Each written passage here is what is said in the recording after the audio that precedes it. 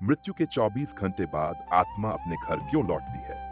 प्रिय मित्रों, गरुड़ पुराण में बताया गया है कि जब किसी मनुष्य की मृत्यु होती है तो उसकी आत्मा 24 घंटे के बाद एक बार फिर अपने घर लौटती है। मृत्यु ये एक ऐसा अटल सत्य है जिसे कोई भी टाल नहीं सकता। जब किसी की मृत्यु होती है तो उसकी आत्मा भौतिक शरीर को त्याग कर सूक्ष्म रूप में उसी स्थान पर भटकती है जहां उसने अपने जीवन का अंतिम समय बिताया होता है। उस समय आत्मा सांसारिक मोह में उलझी रहती है। उसे यह आभास ही नहीं होता कि उसने ये संसार छोड़ दिया है। वह अपने परिजनों के प्रेम में बंधी रहती है और बार बार अपने शरीर में लौटने का प्रयास करती है, परंतु यह संभव नहीं हो पाता। प्रिय मित्रों, आत्मा के इस संसार से अलग होने की प्रक्रिया बहुत ही पीड़ादायक होती है। तभी यमदूत या देवदूत आत्मा के कर्मों के अनुसार उसे यमराज के समक्ष ले जाते हैं। यमलोक में चित्रगुप्त उसके संपूर्ण जीवन के कर्मों का लेखा जोखा प्रस्तुत करते हैं। इसके बाद आत्मा को पुनः 24 घंटे के अंदर धरती पर लाया जाता है, जहां उसका परिवार उसे स्मरण करता है। यह यात्रा आत्मा के लिए कभी अत्यंत कष्टदायक और कभी प्रेरणादायक होती है। प्रिय मित्रों, गरुड़ पुराण, जो हिंदू धर्म के 18 महापुराणों में से एक है, इसमें जन्म, मरण और आत्मा से जुड़े गहरे रहस्यों का उल्लेख मिलता है। तो आइए जानते हैं कि मृत्यु के 24 घंटे बाद आत्मा अपने घर क्यों लौटती है।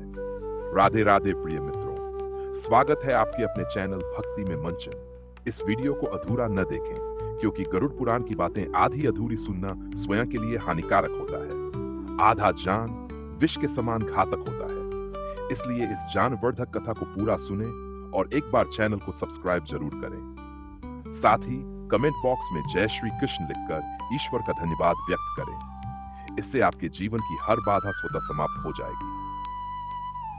अब आइए कथा की ओर बढ़ते हैं। बहुत प्राचीन समय की बात है। ब्रह्मलोक में ब्रह्मा जी अपने ध्यान में लीन थे। तभी देवर्षि नारद नारायण नारायण का जप करते हुए वहां पहुंचे। उन्होंने ब्रह्मा जी से विनम्र निवेदन किया, हे ब्रह्मदेव, मैं एक प्रश्न से बहुत व्याकुल हूं।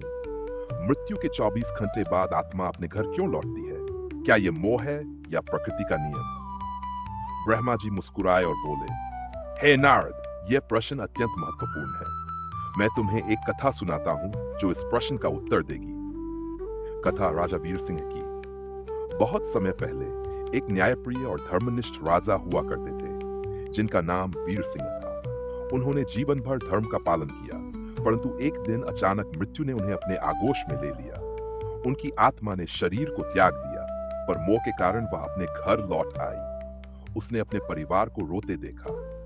उसकी पत्नी बिलख रही थी और पुत्र लगातार पुकार रहा था, पिताजी, आप हमें छोड़कर क्यों चले गए?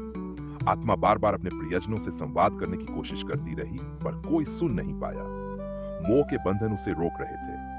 ब्रह्मा जी ने कहा, हे नारद, आत्मा मृत्यु के बाद भी अपने परिवार के प्रेम में बंधी रहती है, इसलिए 24 घंटे के भीतर वह घर लौटती है। परिवार के आंसू उसे रोकते हैं। यही मोह आत्मा के मोक्ष में सबसे बड़ी बाधा बनता है। नारद जी राजा की आत्मा से मिले और उसे समझाया कि यह संसार अस्थायी है। मोह माया के बंधन को त्यागना ही आत्मा का कर्तव्य है। राजा की आत्मा ने नारद जी की बातों को समझा और मोक्ष के मार्ग पर आगे बढ़ी। प्रिय मित्रों, यह कथा हमें यह सिखाती है कि आत्मा अमर है। मृत्यु एक यात्रा है, अंत नहीं। जब तक परिवारजन रोते हैं, तब तक आत्मा अपने मोह से मुक्त नहीं हो पाती। जब 13वीं संस्कार होता है, जब पिंडदान और श्राद्ध विधि पूर्वक किए जाते हैं, तभी आत्मा तृप्त होती है और अपनी अंतिम यात्रा पर प्रस्थान करती है। गरुड़ पुराण हमें यह सिखाता है कि जीवन एक दुर्लभ अवसर है। इसे सत्कर्मों से सजाना चाहिए ताकि आत्मा को मोक्ष की प्राप्ति हो। यह संसार केवल एक परिवर्तनशील भ्रम है। जो जन्मा है उसका एक दिन मृत्यु निश्चित है। मृत्यु का भय नहीं, बल्कि कर्मों की चिंता करनी चाहिए। प्रिय मित्रों, गरुड़ पुराण के ज्ञान को आत्मसात करें और जीवन को धर्म के मार्ग पर चलाएं। सही कर्म, सही विचार और सही आचरण ही आत्मा को मोक्ष की ओर ले जाते हैं। यदि आपको यह कथा पसंद आई हो तो कमेंट में जय श्री कृष्ण लिखें, वीडियो को लाइक करें और चैनल को अवश्य सब्सक्राइब करें। धन्यवाद। हर हर महादेव। राधे राधे।